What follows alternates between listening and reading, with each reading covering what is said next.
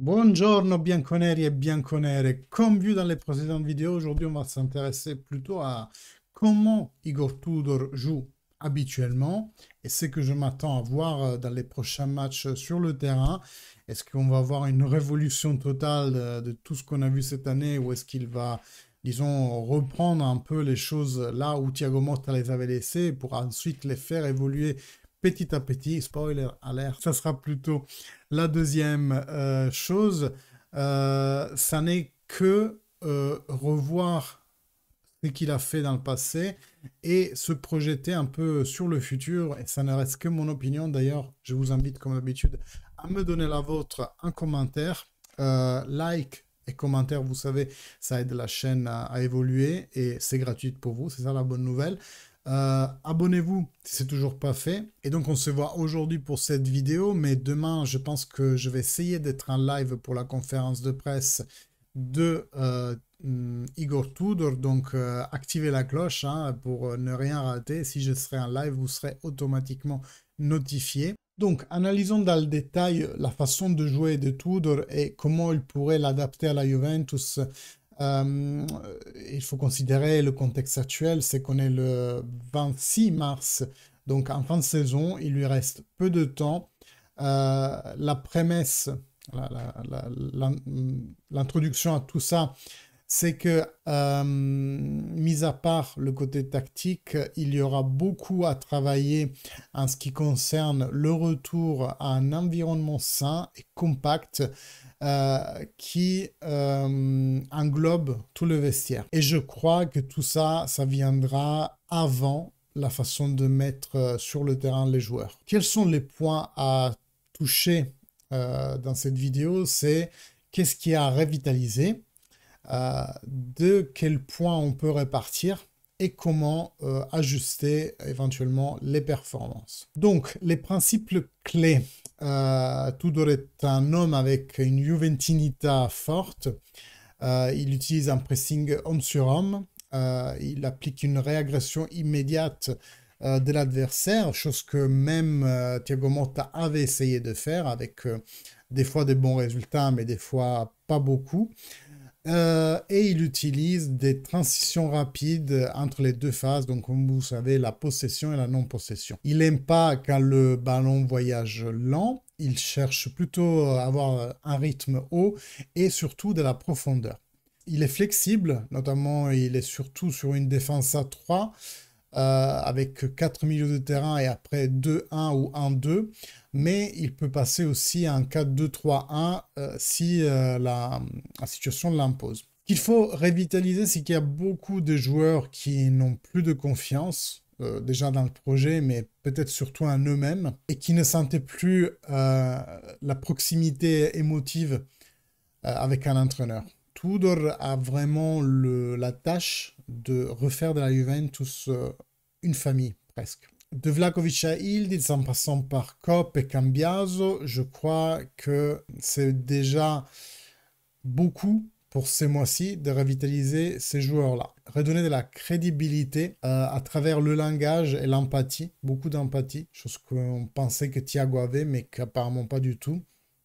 Ça va au-delà du travail sur le terrain. Les points desquels répartir l'intensité. Donc les équipes de Tudor, ils en ont fait une force impressionnante. Et je crois que cette Juventus, elle ne pourra pas s'en passer de cette intensité. Il faut nécessairement donner un coup de guidon sur ça. La façon de jouer, je pense que lui, il aime le 3-4-3, comme dit, hein, donc peu importe comment les trois devant sont positionnés, mais les interprètes défensifs de la Juventus sont peu, sachant qu'il nous manque encore Bremer et Cabal. Donc ça va être compliqué. Tudor a utilisé surtout un 3-4-2-1 dans les expériences les plus récentes, les Verona, Marsiglia, Lazio. Il n'est pas dogmatique pour autant. Il a adopté aussi le 4-2-3 au Galatasaray et le 3-5-2 quand il a commencé à l'Udinese. Ce module, il peut se transformer en phase de possession en 3-2-4-1 avec les trequartisti qui montent pour faire des pointes et donc en phase de non-possession être en 4-4-2 ou 4-3-3. Donc ça peut être la symétrie qu'on a vue quelque part avec Thiago Motta. Là, je donne beaucoup de nombres, je me rends compte, hein, mais en fait, dites-vous que comme on a eu une défense à 4 dans la phase de possession où elle a montré très haut, et on a finalement construit avec une défense à 3, et bien Tudor pourrait faire exactement la même chose. Le pressing haut et le jeu homme sur homme, Tudor aime interrompre la construction de l'adversaire dès sa naissance avec un pressing haut et organisé, homme sur homme, parce que c'est l'école Gasperini quelque part. Il faut regarder attentivement, si vous avez l'occasion sur SofaScore ou sur Understat, le valeur de PPDA. Si vous ne savez pas ce que c'est, le PPDA, c'est les passes en moyenne qu'une équipe concède avant de récupérer le ballon. Donc plus cette valeur est haute, plus une équipe fait jouer l'équipe adverse avant de récupérer le ballon. Le PPDA des équipes de Tudor, il est toujours très bas. Donc on concède très peu de passes avant une récupération de ballon. Ces joueurs, ils vont marquer à tout champ, donc sur tout le terrain, et ils vont essayer de récupérer le ballon dans la trois quarts adversaire pour déclencher des transitions ultra rapides et être déjà à proximité du but adversaire. Donc la régression immédiate après la perte de la possession, c'est vraiment un pilier du jeu de Igor Tudor. L'équipe doit changer complètement d'aptitude pour atteindre cela. Le pressing et les transitions, le pressing haut, il devrait d'abord se baser sur l'attaquant, que ce soit Colomani ou Vlahovic, avec Ildiz aussi en première ligne, et les externes et les médians qui sont prêts à glisser selon si l'adversaire envoie le ballon plutôt sur la droite ou sur la gauche. La Juventus avec Motta a souvent perdu le ballon dans des zones dangereuses. On devrait avec ça gagner en agressivité, avoir une récupération plus rapide du ballon. L'idée de Tudor, c'est qu'avec des passes verticales et une recherche plus rapide directe de la cage adversaire, et donc avoir des transitions positives plus rapides. Une fois donc récupéré le ballon, l'objectif est celui de renverser l'inertie de l'action assez rapidement. Après, cette attitude très agressive de ces équipes, ça comporte inévitablement la création de beaucoup d'espace derrière pour les adversaires. Donc attention au contre-pied. Et surtout quand on perd le ballon et on doit affronter des transitions négatives. Donc les joueurs dans la zone du ballon doivent essayer immédiatement de récupérer la possession, de ne pas la perdre quand ils construisent, tandis que les défenseurs qui marquent de façon préventive leurs propres hommes doivent faire très attention. Dans le cas dont un adversaire va recevoir le ballon étant libre de tout marquage, les équipes de Tudor notamment acceptent le 1 versus 1. D'ailleurs, Tudor a souvent dit que il privilégie gagner un match 4-3 que 1-0. Donc je m'attends à beaucoup d'attaques, mais aussi à être surpris des fois en contre-pied. Néanmoins, je pense qu'il va avoir le mérite de figer les lignes, que ce soit en défense, pour avoir des lignes beaucoup plus marquées, même si hautes. Et c'est par exemple les graves erreurs qu'on a vues avec l'Atalanta et la Fiorentina dernièrement, c'était ces lignes très décomposées en fait, pas vraiment alignées. D'ailleurs, c'était pas des lignes. C'est pour ça qu'on s'est fait enfiler 7 buts en 2 matchs.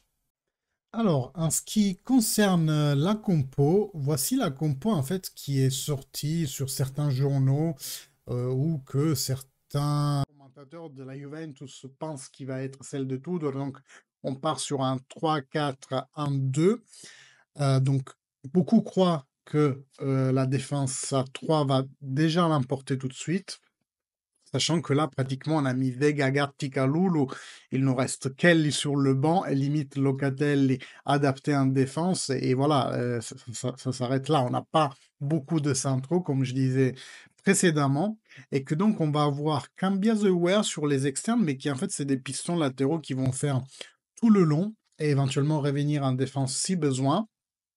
Le couple central Thuram-Locatelli, donc attention, on n'a pas Koopmeiners ici, et Ildiz derrière Vlahovic et Colomoni, donc attention, présence simultanée de Vlahovic et de Colomoni. Très personnellement, je pense que ça ne va pas être le cas. Il va avoir un choix entre Vlahovic et Kolo Muani parce que c'est logique que l'un doit être le remplaçant de l'autre. Kolo Muani, il perd beaucoup, s'il n'est pas pointe centrale et surtout, Igor Tudor a dit qu'il aimait vraiment beaucoup Vlahovic, que pour lui, c'est le meilleur attaquant de la Serie A. Et donc, à mon avis, c'est plutôt ça qu'on pourrait voir. Attention, j'ai entreverti Locatelli et Gatti, je les remets à la place. Je crois en effet qu'on va pouvoir se servir beaucoup plus de Locatelli comme défenseur central pour ses habilités de construction de la manœuvre, hein, plus qu'en tant que central pur, et avoir Gatti et Kalulu en tant que braccetti. Bien entendu, Cambiaso aurait les mêmes, disons, les mêmes tâches de revenir en défense, ce qui nous permettrait d'avoir en fait une place en plus pour le défenseur parce que tu es en train d'adapter un milieu de terrain, en défenseur central et donc tu aurais, toujours Veiga, et Kelly, disponibles pour des rotations et je crois que donc Thuram comme Mahrez vont, occuper la médiane centrale. Cambiaso, Weah, on l'a dit, les côtés. Et en ce qui concerne l'attaque, au lieu du 1-2, je pense, et j'espère d'ailleurs, qu'on va plutôt se concentrer sur un 2-1 avec Yildiz et Conceição, parce que beaucoup l'oublient, mais Conceição, ok, c'est un externe fabuleux, mais il peut très bien être derrière une pointe. Avec Vlahovic en tant qu'attaquant principal, je crois que ce qu'il va faire, pourquoi je dis ça? Parce que, Vlahovic, c'est un asset interne à la Juventus, il appartient encore à la Juventus, tandis que Kolo Muani, c'est un prêt et on n'a pour l'instant aucune certitude de le garder. Déjà parce que lui-même, est-ce qu'il va rester sans la Champions League? Et nous-mêmes, est-ce qu'on va dépenser beaucoup d'argent sur lui, sachant qu'on vise peut-être Victor Osimhen, où il y a même Jonathan David libre la saison prochaine. Donc attention, pour moi, il faut investir sur Conceição au moins pour découvrir si ce joueur peut être le futur de la Juventus avec Yildiz. Et en attaque, pour moi c'est assez kiff-kiff hein, si tu mets Vlahovic ou Kolo Muani, mais j'ai quand même une petite préférence pour mettre Vlahovic. J'espère qu'il va être à la hauteur. Pourquoi j'ai une préférence pour Vlahovic? Pas une préférence parce que je le considère meilleur que Kolo Muani, uniquement parce que c'est un asset, donc un actif de la Juventus. Il est à bilan, on le paye et il faudra de toute façon qu'on le revende parce que je pense pas qu'il prolongera son contrat. Et donc, je pense que vaut mieux le valoriser lui, peut-être qu'il pourrait se réveiller avec un nouvel entraîneur, et donc le monétiser le plus possible lors d'une vente en fin de saison.